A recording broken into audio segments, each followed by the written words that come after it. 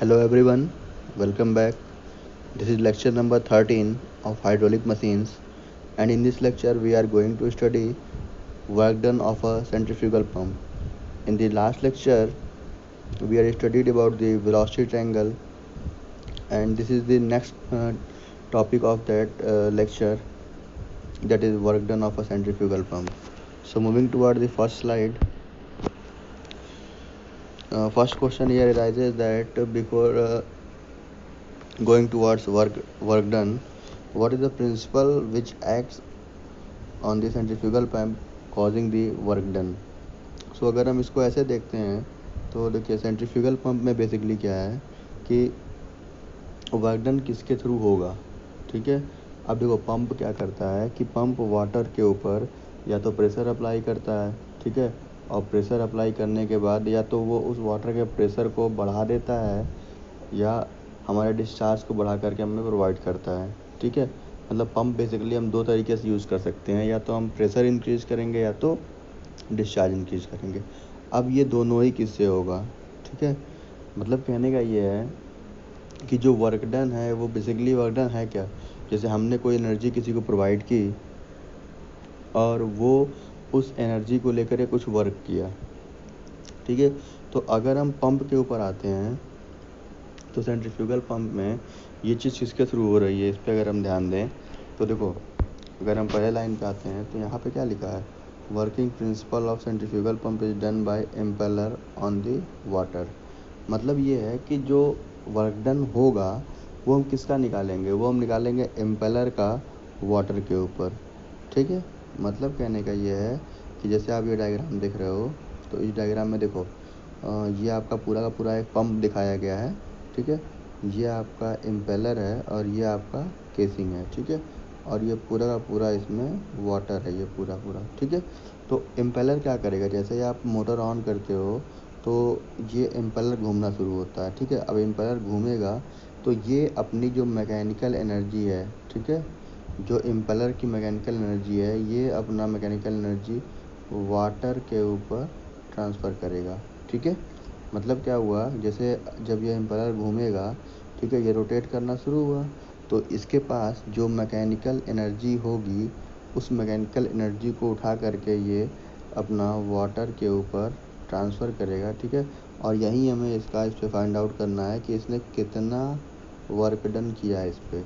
ठीक है, तो जो इम्पेलर का वर्क डन वाटर पे होगा वही आपका सेंट्रीफ्यूगल पंप का वर्क डन होता है। ठीक, तो अगर हम इसके ऊपर आते हैं कि कैसे फाइंड आउट होगा, तो हमें वेलोसिटी ट्रायंगल के ऊपर थोड़ा बेसिक जाना पड़ेगा कि बेसिक्स में वेलोसिटी ट्रायंगल जो हमने ड्रॉ की थी उस वेलोसिटी ट्रायंगल के हिसाब से हमें कौन कौन से कंपोनेंट्स होंगे, कितने कंपोनेंट्स को हमें काउंट करना है, तो वो सारी चीज़ें एक बार थोड़ी देखनी पड़ेंगी। उसके बाद हम वर्क डन वाले डेरिवेशन पे आते हैं। ठीक है, तो अगर हम वेलोसिटी ट्रायंगल वाले पे आते हैं तो देखो,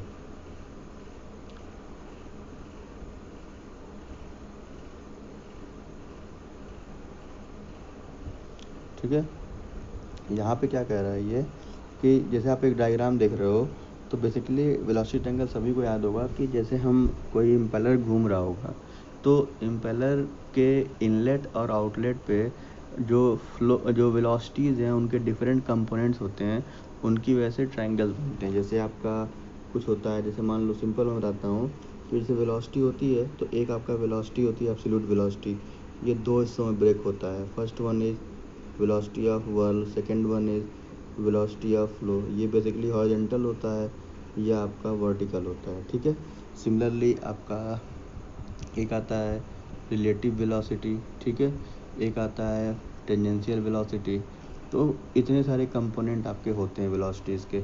अब जब इम्पेलर घूमेगा तो इम्पेलर के घूमने की वजह से क्या होगा, जैसे आपका अगर मैं यहाँ बात करूँ इस वाले डायग्राम में, तो जब ये इम्पेलर घूम रहा होगा तो इसके घूमने की वजह से क्या हो रहा होगा, जैसे ये इम्पेलर आपका है, ठीक है, इस पर वेन्स लगे होते हैं इस तरीके से।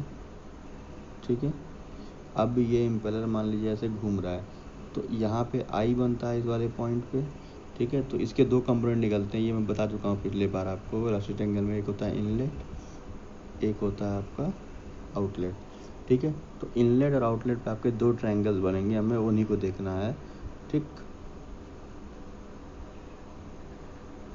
तो यहाँ पे क्या कह रहा है कि जो हमें वर्क डन देखना है उसके अकॉर्डिंग हमें ये देखना होगा कि कंपोनेंट्स में जो कौन से कंपोनेंट होंगे जो एक्चुअली वर्क डन हमारा क्रिएट कर रहे होंगे, ठीक है। तो देखो जैसे आपका यहाँ पे अगर हम बात करें तो यहाँ पे स्टेटमेंट क्या ले रहा है, to describe the working of centrifugal pump we draw velocity triangle at inlet and outlet of impeller seen in the picture. तो ये आपको दिखाया जा रहा है ना यहाँ पे कि ये एक ट्रायंगल आपको यहाँ दिख रहा है, एक ट्रायंगल आपको यहाँ दिख रहा है, तो इन्हीं दो ट्रायंगल्स के बारे में अब बता रहा है ये, ठीक है। तो इसमें क्या करेंगे हम लोग, जब वेलोसिटी ट्रायंगल ड्रॉ कर लेंगे इनलेट आउटलेट पे, तो यहाँ पे बेस्ट इफिशियंसी के लिए अगर बात करें तो सेंट्रीफ्यूगल पंप में वाटर आपका रेडियली इंटर करता है, ठीक है। मतलब कि अगर आप देखो तो यहाँ से वाटर इंटर करता है सेंटर से, जहाँ एक एरो आपको दिख रहा है ये वाला, यहाँ से वाटर इंटर करता है, ठीक। अब अगर इसको इम्पेलर पे देखें तो इम्पेलर पे किस तरह से स्ट्राइक करेगा ये देखो, यहाँ पे क्या होगा, ये ऐसे वाटर इंटर किया, तो अगर इस इम्पेलर की तरफ, ये आपका इम्पेलर है, ठीक है। अगर आप लोगों ने बेसिक्स नहीं देखे हैं तो इसके पहले कुछ लेक्चर्स मैंने डाले हुए हैं, तो सेंट्रीफ्यूगल पंप के बेसिक्स जरूर देख लीजिएगा, तभी ये चीज़ आपको जल्दी से समझ में आएगी, ठीक है। तो अब इसमें क्या है कि इम्पेलर में जो वाटर इंटर कर रहा है ये एंगल कितना बन रहा है, ये एंगल आपका बन रहा है 90 डिग्री। आप खुद देखो यहाँ पे कि ये वाटर स्ट्राइक किया, ये आपका प्लेट है, ठीक है, या इम्पेलर है, तो ये एंगल कितना बनेगा, दिस इज़ योर 90 डिग्री, ठीक है। और मैंने बताया है कि जो वेलोसिटी होती है ना, एब्सोल्यूट वेलोसिटी, इसके दो कंपोनेंट होते हैं, एक हॉरिजॉन्टल एक वर्टिकल, ठीक है। हॉरिजॉन्टल वाला क्या होता है, दैट इज़ वी डब्ल्यू, और एक वर्टिकल होता है that is V F, velocity of flow, ठीक है। तो अगर हम इसको रिजॉल्व करते हैं तो यहाँ पे रिजॉल्व क्या होगा आप बताओ, जहाँ से एंगल क्या बन रहा है, दिस इज़ 90 डिग्री, तो ये क्या बन जाएगा आपका, अगर हम v cos 90 लिखते हैं, ठीक है, v cos 90, तो ये हो जाएगा 0। यही अगर v sin 90 लिखते हैं तो ये हो जाएगा 1। तो साइन वाला कौन टर्म कौन सा आएगा आप बताओ। तो साइन वाले टर्म में क्या होगा, जैसे देखो ये आपका v हो गया, तो this is v sin theta और this is v cos theta, अगर ये एंगल थीटा है तो, ठीक है। तो ये सबसे इम्पॉर्टेंट पॉइंट है कि सेंट्रीफ्यूगल पंप में जो इनलेट कंपोनेंट होता है वहाँ पे वाटर रेडियली इंटर करता है, यानी जो थीटा होता है वो वहाँ पे 90 डिग्री हो जाता है, एक तरीके से बात किया जाए तो। यहाँ पे आपका जैसे वाटर जैसे ही इंटर किया तो 90 डिग्री की होने की वजह से जो वेलोसिटी होती है वो एब्सोल्यूट वेलोसिटी, वो वेलोसिटी ऑफ फ्लो के बराबर हो जाता है, यानी VW1 आपका 0 होता है। ये सबसे इम्पॉर्टेंट पॉइंट है वर्क डन निकालने के लिए, ठीक है। अगर ये समझ में आ जाएगा तो आपको डेरिवेशन में कोई प्रॉब्लम नहीं होगी, ठीक है। मैं अगेन रिपीट कर रहा हूँ कि वाटर रेडियली इंटर करता है सेंट्रीफ्यूगल पंप में, तो इसलिए इम्पेलर पे जो एंगल बनता है वो 90 डिग्री का बनता है, जिससे उसका वर्ल कंपोनेंट 0 हो जाता है, ठीक। मतलब कहने का ये है कि जो ये VW है, VW1 0 होगा और V1 जो होगा वो VF1 के बराबर होगा, ठीक है। तो ये सबसे इम्पॉर्टेंट पॉइंट आपके लिए है, ठीक है। अब हम चलते हैं अपने वर्क डन वाले स्टार्टिंग में।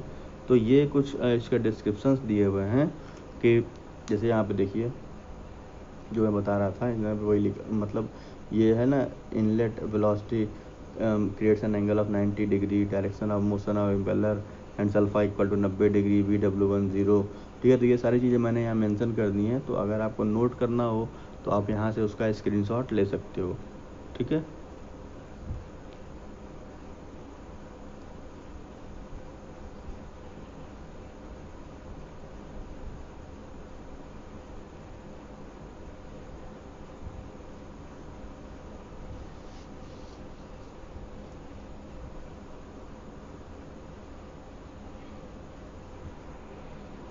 तो आप चलते हैं डेरिवेशंस के ऊपर।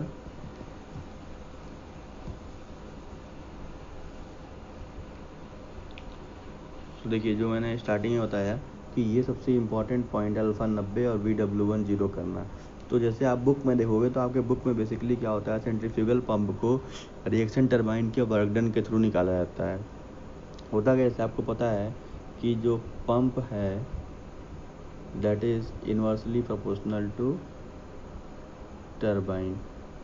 मीन्स पंप से हम क्या करते हैं कि मैकेनिकल एनर्जी को हाइड्रोलिक एनर्जी में हम लोग या वाटर एनर्जी में ट्रांसफ़र करते हैं। टरबाइन क्या करता है, टरबाइन हमारा हाइड्रोलिक एनर्जी को मैकेनिकल एनर्जी में ट्रांसफ़र करता है। ठीक है, तो यानी पंप और टरबाइन एक दूसरे के वाइस वर्सा है। यानी हम क्या कर रहे हैं, जैसे कि आप बात करें तो सेंट्रीफ्यूगल पंप बेसिकली आपका किसी भी इलेक्ट्रिकल एनर्जी को मैकेनिकल में कन्वर्ट होते हुए फिर मैकेनिकल को वो वाटर एनर्जी में कन्वर्ट कर देता है। ठीक है, तो ये यहाँ पे इन्होंने क्या किया है कि इसको इससे बताया है कि टरबाइन वाला कंपोनेंट इतना होता है, फिर यहाँ से हम इनलेट 0 कर लेंगे तो ये निकल के आ जाएगा 1/g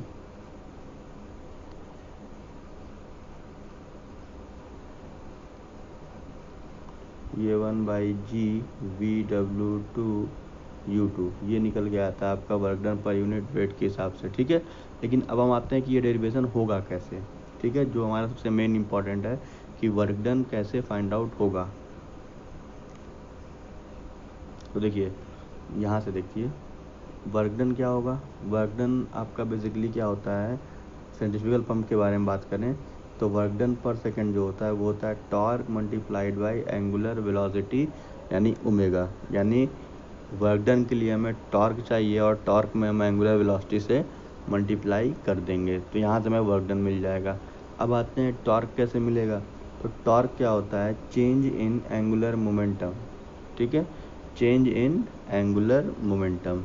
अब एंगुलर मोमेंटम क्या होता है, तो एंगुलर मोमेंटम क्या होता है, मोमेंटम मल्टीप्लाइड बाय रेडियस। ठीक है, मोमेंटम मल्टीप्लाइड बाय रेडियस। अब मोमेंटम क्या होता है, मोमेंटम होता है मास इनटू वेलोसिटी। ये बेसिक्स आपको पता होंगे तो हम इस तरीके से इसका वर्क डन फाइंड आउट करेंगे। ठीक है, एक बार मैं फिर रिपीट कर दे रहा हूँ। फर्स्ट स्टेप में हमें क्या है कि वर्क डन क्या होगा, torque multiplied by angular velocity. अब टॉर्क कैसे निकालेंगे, टॉर्क होता है चेंज इन एंगुलर मोमेंटम। तो उसके लिए क्या निकालना पड़ेगा, एंगुलर मोमेंटम निकालना पड़ेगा। एंगुलर मोमेंटम क्या होगा, मोमेंटम इनटू रेडियस। मोमेंटम क्या होगा, मास इनटू वेलोसिटी। यानी हमें बेसिक्स से स्टार्ट करने के लिए क्या चाहिए, मास इनटू वेलोसिटी वाला टर्म चाहिए। अब इसके लिए हमें कौन सा वेलोसिटी कौन सा मास वो अब यहाँ पे देखते हैं अब। ठीक है, तो देखो मास आपका क्या हो जाएगा यहाँ पे, तो यहाँ पे देखो ये वर्क डन पर सेकेंड निकालता है तो हम यहाँ पे मास रेट ऑफ फ्लो लेंगे यानी मास पर यूनिट टाइम के हिसाब से। यानी ठीक है, मतलब यहाँ पे कह सकते हो कि mass of water flowing per second हमें उसको लेकर के चलना है। ठीक है, तो mass of water flowing per second के अकॉर्डिंग अगर हम इसको रखें तो ये इक्वेशन आएगा कहाँ से, देखो तो पहले में अगर हमें मोमेंटम निकालना है तो उसके लिए चाहिए मास। तो मास बराबर क्या होता है, आप भी पढ़े हो, density is equal to m/v होता है। ठीक, अब यहाँ से हमें अगर m निकालना है तो m क्या हो जाएगा, रो इंटू वी। ठीक है, m क्या हो जाएगा, रो इंटू वी। और ये v वॉल्यूम है, मास पर यूनिट वॉल्यूम होता है। तो ये रो इंटू वी यानी ये वॉल्यूम वाला वी है, वेलोसिटी नहीं है, इसको ध्यान दीजिएगा। तो यानी अगर हमें मास निकालना होगा तो डेंसिटी इंटू वॉल्यूम हो जाएगा। तो मास बराबर हो गया डेंसिटी इंटू वॉल्यूम। ठीक है, रो इंटू वॉल्यूम। ठीक, अब अगर इनको हम पर सेकेंड निकालते हैं तो rho into volume upon time ये हो गया, rho into volume upon time यानी मास रेट ऑफ फ्लो। यानी कह सकते हो कि amount of mass flowing per second. ठीक, तो यहाँ से अगर देखते हैं हम लोग तो ये कितना हो जाएगा, ये हो जाएगा रो इंटू क्यू। ठीक है, क्यू कैसे हो गया, वॉल्यूम पर यूनिट टाइम। ठीक है, तो वॉल्यूम पर यूनिट टाइम तो ये कितना हो जाएगा, मीटर क्यूब पर सेकेंड। तो ये हो गया रो इंटू क्यू। क्यू बराबर क्या होता है, एरिया इंटू वेलोसिटी।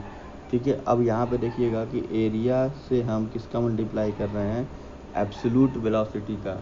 ठीक है, जो मैंने वेलोसिटी ट्रायंगल बताया था उसमें बताया था कि कौन कौन से कंपोनेंट्स होते हैं, तो वो एक बार मैं रिपीट कर दे रहा हूँ यहाँ पे थोड़ा सा आपके लिए, क्योंकि उसके बिना आपको समझ में नहीं आएगा ये पॉइंट। ठीक है। तो ये आपका वेलोसिटी ट्रायंगल है, ठीक है। अगर देखो नीचे वाला टर्म जो होगा यहाँ पे, ये आपका बेसिकली इनलेट वाला है। तो u1 हो गया टेंजेंशियल वेलोसिटी, v1 हो गया एब्सोल्यूट वेलोसिटी, vr हो गया आपका रिलेटिव वेलोसिटी, थीटा हो गया आपका blade angle at inlet, alpha equal to water angle at inlet, ठीक है। v2 हो गया absolute velocity at outlet, vf2 हो गया वेलोसिटी ऑफ फ्लो, vr2 हो गया आपका रिलेटिव वेलोसिटी, ये हो गया vw2 वेलोसिटी ऑफ वर्ल, और ये हो गया आपका u2, ठीक है। तो कुल मिला के कंपोनेंट्स क्या क्या आ जाएंगे, एक v यानी एब्सोल्यूट वेलोसिटी, तो इसका 1 और 2 दोनों यानी इनलेट और आउटलेट पे। सिमिलरली रिलेटिव वेलोसिटी 1 और 2 यानी ये भी इनलेट और आउटलेट पे। वैसे ही आपका टेंजेंशियल वेलोसिटी u1 फिर u2, ठीक। फिर आता है वर्ल वेलोसिटी vw2, vw1 नहीं लेते हैं क्योंकि vw1 आपका 0 होता है, ठीक है। तो अब आते हैं यहाँ पे वर्क डन वाले फार्मूले पे। तो देखिए यहाँ मैंने बताया कि ये q बराबर एरिया इंटू वेलोसिटी हो जाएगा आपका। तो यहाँ पे जो वेलोसिटी लेंगे हम वो v हो जाएगा आपका एब्सोल्यूट वेलोसिटी के बराबर होगा, ठीक है। सो अगर हम नेक्स्ट स्टेप में आते हैं इसमें, तो यहाँ पे आपका हो गया मोमेंटम ऑफ वाटर, जो आपका है स्ट्राइकिंग पर second, momentum of water striking fan in tangential direction. तो हमने मास फ्लो रेट निकाला, मोमेंटम क्या होता है, मास मल्टीप्लाइड बाय वेलोसिटी। तो अब क्या करेंगे, देखिए यहाँ पे हमारा मास निकल के आया है, हमने क्या किया, mass multiplied by whirl velocity. तो यहाँ पे क्या करना है कि कौन सा कंपोनेंट जो उस पर स्ट्राइक कर रहा होगा ब्लेड पे। तो देखो मैंने बताया था इनिशियली आपको कि जो वेलोसिटी होती है, अगर मैं यहाँ बताता हूँ स्क्रीन पे, ठीक है। जैसे मान लो ये आपका वाटर जा रहा है, ठीक है, इसकी वेलोसिटी v1 है, जिसको हम बोलते हैं एब्सोल्यूट वेलोसिटी। तो ये दो हिस्सों में ब्रेक कर जाता है, एक वेलोसिटी ऑफ वर्ल, एक वेलोसिटी ऑफ फ्लो। तो ये जो वेलोसिटी ऑफ फ्लो होता है ना, ये वाटर को फ्लो कराने के लिए यूज़ होगा। वर्ल वेलोसिटी जो होगा, ये इम्पेलर उसको रोटेट कराता है, ठीक है। तो ये रोटेट वाला कंपोनेंट होगा। तो हम जब इस पे लेके चलेंगे कि हमें क्या निकालना है, आपका एंगुलर मोमेंटम निकालना है। तो मोमेंटम निकालने के लिए m इंटू वी डब्ल्यू वाला टर्म लेके चलेंगे, ठीक है। तो ये आपको ध्यान देना है यहाँ पे। सो यहाँ पर देखो m into V W term लेके चलना है, तो ये हो गया मास इंटू वर्ल वेलोसिटी का, ठीक है। तो मास इंटू वर्ल वेलोसिटी वाले टर्म से हम निकालेंगे। तो देखो मास कितना आया था, रो ए इंटू वी। तो ज़रा रो ए वी आप समझ लिए कैसे निकल के आ रहा है। देखो अगर हम मास पर सेकेंड फाइंड आउट करते हैं, ठीक है, तो हमें पता है कि डेंसिटी बराबर मास अपॉन वॉल्यूम होगा, ठीक। तो डेंसिटी बराबर हो गया मास अपॉन वॉल्यूम। अब यहाँ से अगर हम आपका मास निकालते हैं, तो यहाँ से मास क्या हो जाएगा, आप बताइए। यहाँ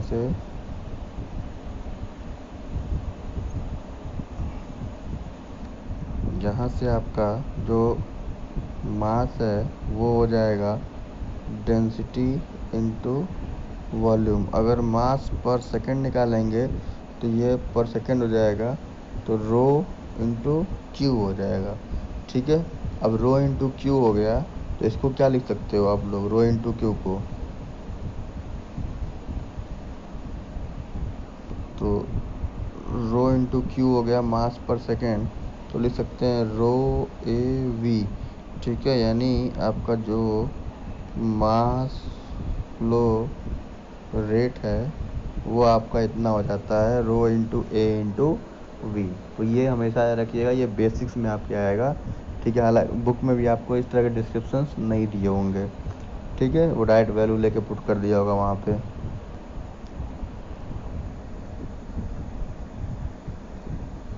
तो अब देखिए यहाँ पे इन्होंने क्या किया कि अब यहाँ से इन्होंने ये वाला कंपोनेंट यानी मास इनटू वर्ल वेलोसिटी वाले हिसाब से इन्होंने रो ए वी आपका हो गया मास, VW1 वर्ल वेलोसिटी, सिमिलरली रो A2 V2 into VW2। One वाला सेक्शन हम इनलेट पे लेते हैं, दूसरा वाला आउटलेट पे लेते हैं। मतलब कहने का ये हुआ कि ये जो आप देख रहे हो ना,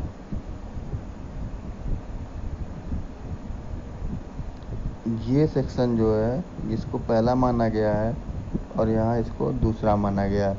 मतलब कहने का ये है कि यहाँ पे ये वाला जहाँ से इंटर कर रहा है सेक्शन 1 है, और जहाँ से बाहर जा रहा है ये आपका सेक्शन 2 है। तो यानी ये हो गया आपका इनलेट और ये हो गया आपका आउटलेट। तो यानी जहाँ जहाँ पे सफिक्स जैसे A1 लिखा है, V1 लिखा है, ठीक है, तो वो इनलेट के लिए बात कर रहा है। वैसे ही अगर A2 लिखा है, V2 लिखा है, तो वो आउटलेट के लिए बात कर रहा है। तो सेक्शन 1 फॉर इनलेट और सेक्शन 2 इज़ फॉर आउटलेट, ठीक है। तो अब यहाँ से हम कंटिन्यू करते हैं अपने डेरिवेशंस के ऊपर, ठीक है। हमने क्या क्या फाइंड आउट कर लिया यहाँ पे स्टेप में अगर देखा जाए तो देखो, हमें वर्क डन निकालना था। वर्क डन के लिए चाहिए torque into angular velocity. Torque कैसे निकलेगा? Change in angular momentum. Angular momentum कैसे निकलेगा? Momentum into radius. मोमेंटम के लिए हमें चाहिए मास इनटू वेलोसिटी। तो हमने यहाँ पे कौन सा स्टेप निकाल लिया? अभी हमने यहाँ से अभी ये वाला स्टेप निकाल लिया, जहाँ पे हमें मोमेंटम मिल गया रो A VW2, क्योंकि VW1 यहाँ पे 0 होता है। अभी मैंने बताया कि वर्ल कंपोनेंट इनलेट का 0 होता है, ठीक है। तो जो मोमेंटम एट इनलेट होगा वो भी आपका 0 हो जाएगा, क्योंकि हम मास इनटू वेलोसिटी कर रहे हैं, और velocity of whirl at inlet 0 होता है सेंट्रीफ्यूगल पंप में। तो VW1 वाला कंपोनेंट 0 हो गया, तो बचेगा क्या? रो A2 V2 इंटू VW2, ठीक है। तो यहाँ से अगर हम बात करते हैं तो अब हमारा जो मोमेंटम निकल के आएगा वो निकल के आ गया आपका रो A2 V2 इंटू VW2, ठीक है। तो रो A2 V2 इंटू VW2 हो गया। अब हमें एंगुलर मोमेंटम निकालना है, तो हम इसी मोमेंटम में क्या करेंगे? रेडियस से मल्टीप्लाई कर देंगे, ठीक है। क्योंकि आउटलेट में पूछा है, तो जो इम्पेलर का रेडियस होता है इनलेट के लिए हम R1 लेके चलते हैं, आउटलेट के लिए हम R2 लेके चलते हैं। मतलब जैसे अगर आप देखो तो ये आपका ऐसे इम्पेलर मान लो है, ठीक है। थोड़ा सा मैं ढंग से बनाता हूँ इसको।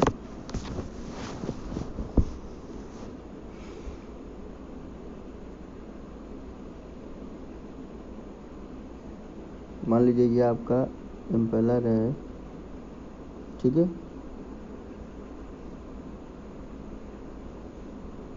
ये इसके वेन्स लगे हुए हैं ऐसे,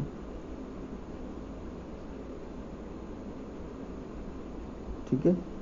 तो यहाँ पे अगर हम बात करें तो देखो इनलेट कंपोनेंट क्या होगा इसका, यहाँ पे जो ये वाला सेक्शन है हमारा, वाटर जो होगा वो यहाँ से इंटर करता है, ठीक है। तो इसको हम लोग बोलते हैं आपका इनलेट, ठीक। और ये बाहर यहाँ से निकलता है, तो ये हो जाता है आपका आउटलेट, ठीक। तो यहाँ पे जो मैं बताना चाह रहा हूँ कि इनलेट के लिए जो ये ओपनिंग होगी, ये आपका रेडियस R1, डायामीटर D1 कहते हैं, और ये टोटल जो आता है यहाँ से यहाँ तक, दिस इज़ D2, ठीक है। मतलब D1 D2 के लिए D1 इनलेट यानी इस वाले आई जो बनती है इसका डायामीटर, और D2 हो गया पूरे पूरे आपका कह सकते हो कि इम्पेलर का डायामीटर, ठीक है। तो सिमिलरली R2 हो जाएगा यहाँ के लिए रेडियस इसका, ठीक। तो ये इम्पोर्टेंट है आपके लिए कॉन्सेप्ट समझना कि इनलेट आउटलेट कंपोनेंट्स कौन सा हम लेके चल रहा है, ठीक है। तो अब देखो यहाँ पे क्या किया इसने, ये R2 वाले टर्म से इसने क्या किया कि यहाँ पे एंगुलर मोमेंटम के लिए इसने क्या किया, मोमेंटम में हमने यहाँ पे R2 से मल्टीप्लाई कर दिया, ठीक है। तो यहाँ से निकल के हमारा एंगुलर मोमेंटम, तो this is equal to rho A V2 VW2 multiplied by R2। तो टॉर्क कितना निकल के आ जाएगा? तो टॉर्क कैसे निकलेगा? चेंज इन एंगुलर मोमेंटम होता है, ठीक है। तो हमने अभी एंगुलर मोमेंटम निकाला रो A2 V2 VW2 into R2, ठीक है, ये वाला कंपोनेंट, ठीक है। This is angular momentum. अब चेंज इन एंगुलर मोमेंटम निकालेंगे तो उससे हमारा टॉर्क निकल जाएगा। टॉर्क बराबर चेंज इन एंगुलर मोमेंटम, यानी final angular momentum minus initial angular momentum, ठीक है। जो यानी फाइनल एंगुलर मोमेंटम होगा उसमें से इनिशियल हम घटा देंगे, ठीक है। तो यहाँ पे क्या है, जो फाइनल एंगुलर मोमेंटम होगा जो हमने निकाला है, हम यहाँ R1 क्यों नहीं लेके चले हैं, क्योंकि देखो हमने एंगुलर मोमेंटम यहाँ डायरेक्ट R2 से निकाल दिया, क्योंकि मैंने बताया है कि जैसे अगर आप बात करते हैं तो रो ए, मान लो आप कह रहे हो यहाँ पे जैसे देखो रो ए V2 VW2 इंटू R2 है, ठीक है। तो हमने यहाँ पे 1 वाला कंपोनेंट नहीं लिया है, क्योंकि हम सभी लोग जानते हैं कि सेक्शन 1 का जो आपका VW1 होता है वो 0 होता है, यानी जो आपका इनलेट के ऊपर जो वर्ल कंपोनेंट होता है VW1 वो आपका 0 निकल के आता है। तो जो हमारा आपका एंगुलर मोमेंटम निकलेगा वो भी इनलेट के लिए 0 हो जाएगा, ठीक है। तो इसीलिए हम लोग फाइनल लेके चलते हैं सिर्फ और सिर्फ। तो जो हमारा एंगुलर मोमेंटम निकल के आया है वो है रो A2 V2 VW2 into R2, हमने ये निकाला हुआ है, ठीक है। अब कह रहा है कि आपको टॉर्क निकालने के लिए, तो टॉर्क क्या हो जाएगा आपका फाइनल माइनस इनिशियल। टॉर्क बराबर सिंपल क्या होता है आपका, जैसे हम बात करते हैं तो जो टॉर्क हम लिखते हैं ना, तो टॉर्क क्या होता है आपका, कह सकते हो चेंज इन एंगुलर मोमेंटम, ठीक है। चेंज इन एंगुलर मोमेंटम की बात करें तो यानी final angular momentum minus initial angular momentum, ये इतना निकल के आता है, ठीक है। तो यहाँ से जो निकल के आएगा हमारा इक्वेशन वो इतना हो जाएगा आपका, यानी जो हमारा R2 वाला टर्म आएगा this is the final torque, ठीक। तो यहाँ से टॉर्क निकल गया रो A2 V2 VW2 into R2, तो आपका टॉर्क निकल के आ गया वो इतना निकल के आ गया। तो ये आप देख लीजिए, ये हो गया आपका टॉर्क का इक्वेशन। हमने पहले मोमेंटम निकाला यहाँ पे आपका रो A2 V2 VW2 से, जैसे आप देख रहे होगे। तो यहाँ से हमने पहले मोमेंटम निकाला, मोमेंटम का हमने एंगुलर मोमेंटम निकाला, एंगुलर मोमेंटम का हमने टॉर्क निकाल लिया, ठीक है। अब हमें निकालना है आपका वर्क डन, ठीक है। तो वर्क डन क्या निकलेगा, जो हमने अभी स्टार्टिंग में देखा था फार्मूला, स्टार्टिंग में फार्मूले में क्या है कि work done equal to torque into angular velocity, ठीक है। तो एंगुलर वेलोसिटी क्या होता है ओमेगा, ठीक है। तो ओमेगा जैसे आपका होता है एंगुलर वेलोसिटी की बात करते हैं तो सभी लोग जानते होंगे ये चीज़, angular velocity this is equal to omega, ठीक है। तो जैसे हम आप जानते हो ना U is equal to R omega, I think ये सभी लोग पढ़े होंगे U equal to R omega वाला टर्म, ठीक है। तो यहाँ से R क्या हो जाएगा आपका U बाई ओमेगा, ठीक है। R बराबर U बाई ओमेगा हो जाएगा आपका। तो मतलब मैं बात कर रहा हूँ कि अगर हम इसको रिप्लेस करें तो क्या हो जाएगा, तो हमें बेसिकली ये R equal to U by omega, और एंगुलर वेलोसिटी अगर लिखना हो तो एंगुलर वेलोसिटी ओमेगा होता है, तो U is equal to R omega से अगर निकालते हैं U equal to R omega होता है, तो आर ओमेगा से अगर हम ओमेगा निकालते हैं तो ये कितना निकल के आएगा R अपॉन U, ठीक है। तो यहाँ से ये निकल के हो जाएगा आपका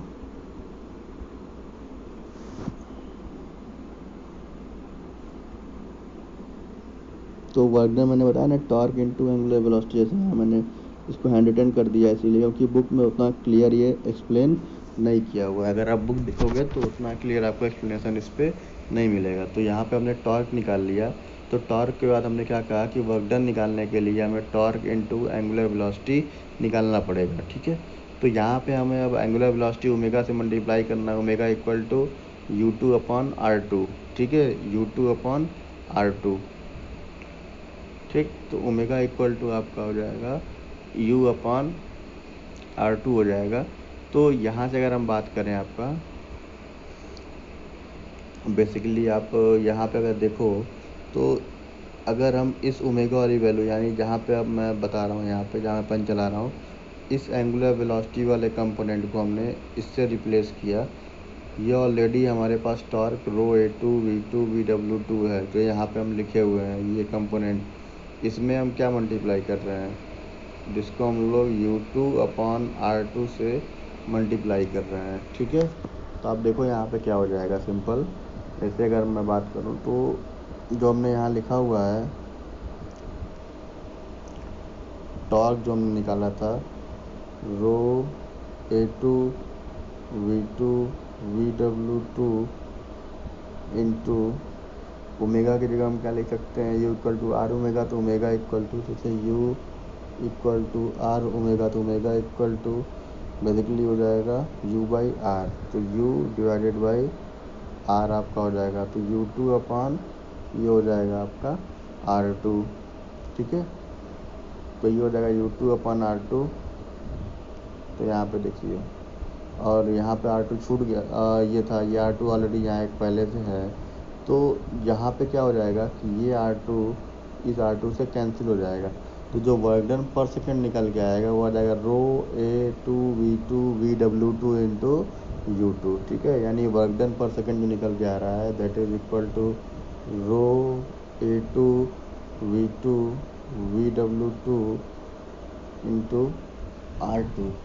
ठीक है, तो यहाँ से हमारा वर्क डन ये निकल के आ जाएगा आपका, एक मिनट, जस्ट मिनट, r2 तो कैंसिल हो गया ना, u2 बचेगा, सॉरी। तो ये जो वर्क डन निकल के आया है ρ(a2) v2 vw2 into u2, r2 यहाँ से कैंसिल हो गया, तो ये आपका हो गया वर्क डन पर second. This is your work done पर सेकेंड। अब पर सेकेंड वाला टर्म कहाँ से है, स्टार्टिंग में हम लोगों ने क्या लिया था, मास फ्लो रेट यानी m/s लेके चला है, तो हमने पर सेकेंड स्टार्टिंग में ही मान लिया है, तो यहाँ से ये आपका हो जाएगा वर्क डन पर सेकेंड। ठीक है, तो यानी ये जो कंपोनेंट निकल के आ रहा है, जो आप ये कह सकते हो, जो मैं अभी ब्रैकेट में कर रहा हूँ, ये वाला term ρ(a2) v2 vw2 into u2, ये आपका हो गया वर्क डन पर सेकेंड। ठीक, अब आपका क्या करना है, अब हमें क्या करना है, work done per unit weight निकालना है। तो एक इक्वेशन तो ये निकल के आएगा ρ(a2) vw2 u2। ठीक है, जो मैं अभी आपका यहाँ पे मैं पेन चला रहा हूँ, तो ये एक इक्वेशन निकल के आएगा ये वाला, दैट इज़ वर्क डन पर सेकेंड। तो अगर आपका एग्ज़ाम में कोई न्यूमेरिकल आ रहा है तो आप सीधे सीधे वर्क डन फाइंड आउट करने का है, तो आप यहाँ से इसका वर्क डन निकाल सकते हो, वर्क डन पर सेकेंड। लेकिन अगर क्वेश्चन में कहता है कि find out the work done per unit weight, तो आपको इसको वेट से डिवाइड करना पड़ेगा, इसका आपको ध्यान देना पड़ेगा। ठीक है, नहीं तो ये केवल वर्क डन पर सेकेंड आपको दे देगा, पर यूनिट वेट नहीं देता है। तो अब इसको हम लोग वेट से डिवाइड करेंगे, तो पहले निकालते हैं कि वेट कितना आएगा आपका। ठीक है, तो वेट अगर आप बात करें तो W इक्वल टू क्या होगा, m इंटू जी। तो वेट पर सेकेंड कितना हो जाएगा, m इंटू जी पर सेकेंड, और m/s मास पर सेकेंड, तो ये हो गया रो इंटू वॉल्यूम पर सेकेंड। ठीक है, तो यानी अब ये हो जाएगा ρ(a_v). ठीक है,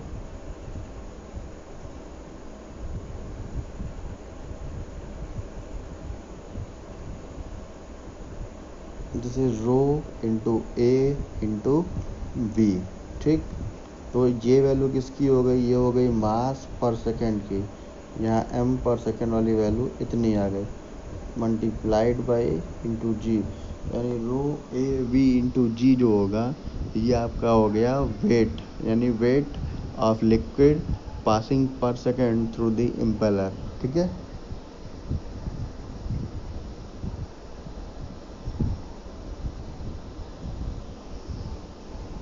तो यहाँ से ये निकल गया आपका वर्क डन, और इसी को हमने जो वेट जो मैंने बताया है ρ(a_v_g), ये हो गया ρ(a_v_g).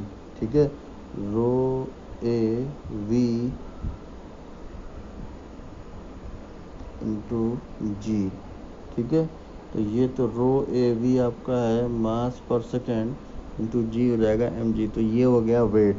तो यहाँ से हम अगर डिवाइड करेंगे तो ये निकल के आएगा हमारा यहाँ पे देखो, ये कंपोनेंट देखो यहाँ से, तो रो A2V2 यहाँ से कैंसिल, रो A2V2 यहाँ से कैंसिल, तो यानी work done per unit weight निकल के आ जाएगा 1/g into VW2 into U2। ठीक है, यानी अगर मैं इसको लिखूँ इस तरीके से, तो work done of centrifugal pump की अगर हम बात करें तो सिंपल आप कह सकते हो, जो इसका वर्क डन निकल के आएगा ऑफ सेंट्रीफ्यूगल पंप, ये हो जाएगा 1/g VW2 U2, जो नॉर्मली आपको दिख जाता है। ठीक है, तो ये क्या चीज़ है, ये आपका है वर्क डन। ठीक है, पर सेकेंड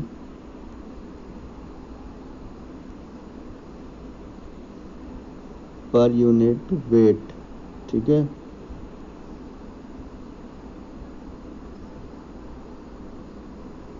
वेट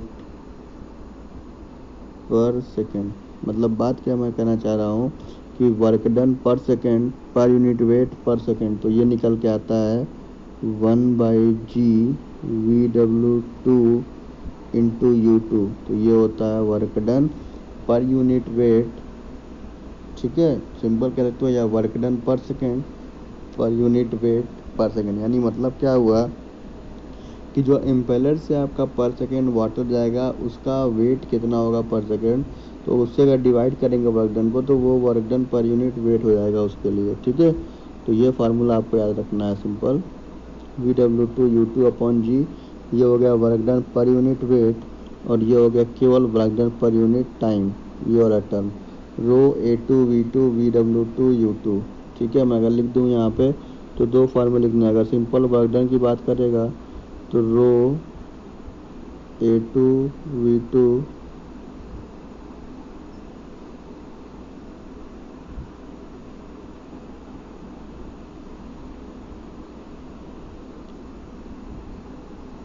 VW2, ठीक है, और इंटू U2।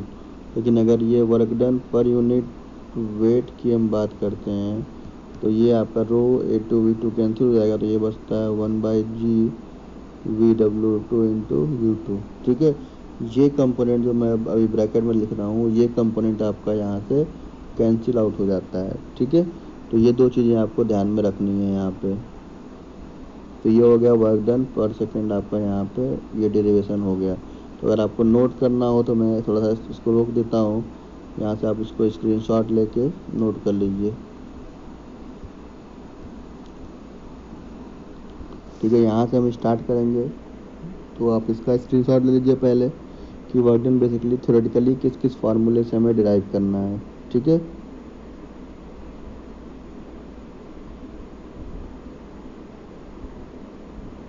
इसके बाद ये हो गया आपका पहला स्टेप कि मोमेंटम कैसे निकालना है, फिर वहाँ से हमें एंगुलर मोमेंटम कैसे निकालना है, फिर यहाँ से हम टॉर्क कैसे निकालेंगे। तो यहाँ तक हमें ये निकल के आ गया।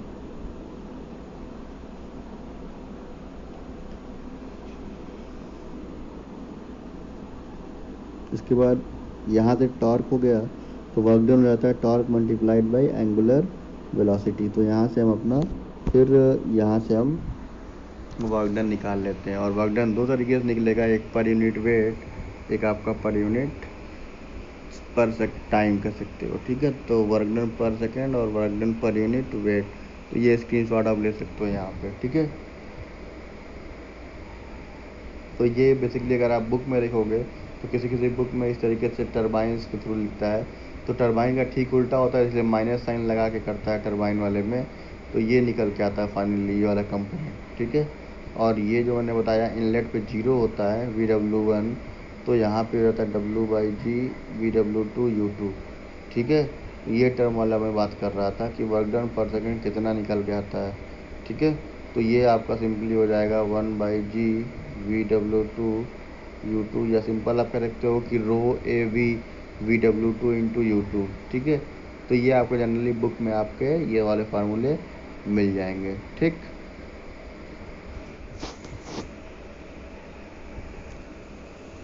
और यहाँ पे अगर हम बात करते हैं तो weight of water rho g Q होता है, और क्यू बराबर area into velocity of flow लेके चलते हैं हम लोग। तो जैसे यहाँ पे लिखा हुआ है क्यू बराबर एरिया इंटू वेलोसिटी, तो पाई डी इंटू बी। यहाँ पे हम पाई 4d स्क्वायर नहीं लेते हैं, क्योंकि देखो जैसे ये एम्पेलर बना है ना, तो एम्पेलर में आपके ये ऐसे वेन्स लगे होते हैं, तो वेन्स के बीच वाला एरिया हमें लेके चलना है। तो इसलिए यहाँ पे देखो आप, ये pi D into V F one लिया गया है, ठीक है। Pi into D into B into V F one लिया गया है।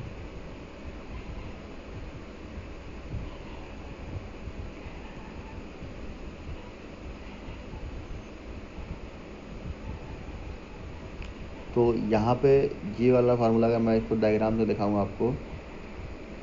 तो जो पाई डी इंटू बी एरिया लिया गया है वो यहाँ से लिया गया है, ठीक है। ये एरिया ऑफ फ्लो में लेके चलना है। मैं यहाँ से दिखा रहा हूँ, तो this is your area of flow. अगर हम यहाँ पे ये लगाते हैं पाई बाई 4 डी स्क्वायर, तो ये पूरा एरिया ऑफ फ्लो आ गया, लेकिन वाटर किससे निकल रहा है, सिर्फ इस वाले हिस्से से। तो इसलिए pi into D into B, हम सर्कमफ्रेंशियल एरिया यहाँ पे मतलब कह सकते हो कि दो वेन्स के बीच में कितनी जगह है उस वाले फ्लो एरिया को लेकर के चल रहे हैं हम लोग। तो लास्ट में ये इतना निकल के आएगा पाई इंटू डी वाला टर्म के डिस्चार्ज भी निकालने को कह देगा, तो डिस्चार्ज वाला टर्म यहाँ से हम लोग फाइंड आउट कर लेते हैं, ठीक है। B1 B2 आपका width of impeller at inlet हो गया और आउटलेट हो गया। D1 D2 dia of impeller at inlet outlet हो गया। VF1 हो गया velocity of flow at inlet, VF2 हो गया velocity of flow at outlet, ठीक है। तो ये सारे कंपोनेंट हो गए।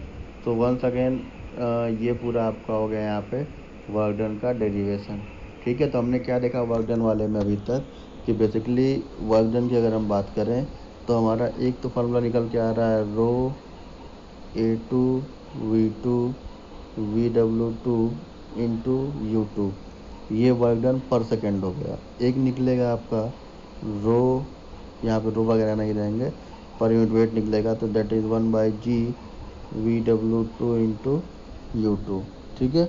दो तरह के फार्मूला डिराइव किए हमने, work done per unit weight ये वाला फार्मूला, और ये हो गया ये work done per unit time है, ये work done per unit weight है, ठीक है।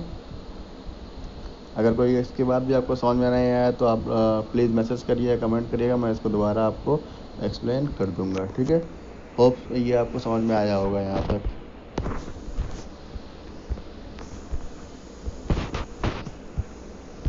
So thank you very much for watching.